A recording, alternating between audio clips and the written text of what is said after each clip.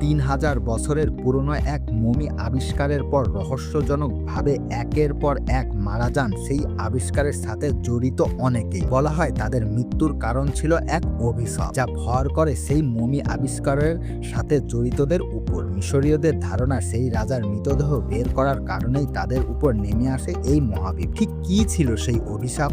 1922 সালে ব্রিটিশ প্রত্নতাত্ত্বিক Howard Carter মিশরের কিংস ভ্যালি নামের জায়গায় সমাধি খুঁজে পান। সেখানে তিনি খুঁজে পান বহু শতাব্দী ধরে হারিয়ে যাওয়া তুতেনখামেনের সমাধি। তুতেনখামেনের কবর খোলার পর পাওয়া গেল প্রচুর পরিমাণে সোনাদানা, রত্ন, পাথর, মূল্যবান জিনিসপত্র আর সাথে এক ভয়াবহ অভিশাপ। খনন কাজের সাথে যুক্ত শ্রমিকদের একটা খবর চারিদিকে ছড়িয়ে পড়ে যে সমাধির ঘরের ভেতরের দেওয়ালে প্রাচীন মিশরীয় ভাষায় লেখা ছিল যে রাজার ঘুম নষ্ট করবে তার উপর নেমে আসবে অভিশাপ। সে সময় মিশরের লোকেদের মুখে মুখে জাদুবিদ্যা ও অভিশাপ নিয়ে নানা রকম গল্প প্রচলিত ছিল, কিন্তু সরাসরি কোনো